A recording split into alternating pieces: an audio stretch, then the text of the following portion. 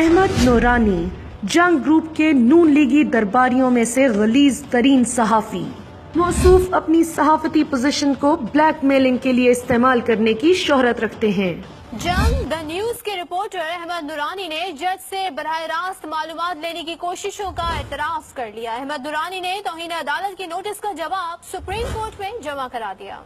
ذہنی طور پر انسٹیبل یہ انسان قومی لیڈر کے لیے سرعام پھانسی کا مطالبہ صرف اس لیے کر رہا تھا کہ اس کے مالکان پر تنقید ہو رہی تھی۔ اس کے علاوہ یہ اور اس کے ساتھی رپورٹرز جھوٹی رپورٹ شائع کرنے کے جرم میں عدالت سے جرمانہ بھگت چکے ہیں۔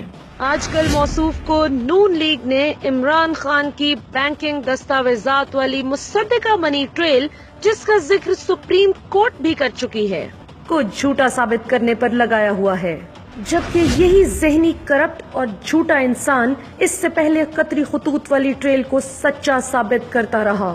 جے آئی ٹی کی جاسوسی کرنے والے آئی بی کے سربراہ کے دفاع میں دن رات ایک کرنے والے اس منافق انسان نے جے آئی ٹی پر 3 ماہ میں 21 جھوٹی خبریں شائع کیں اور سپریم کورٹ میں بے عزت ہوا۔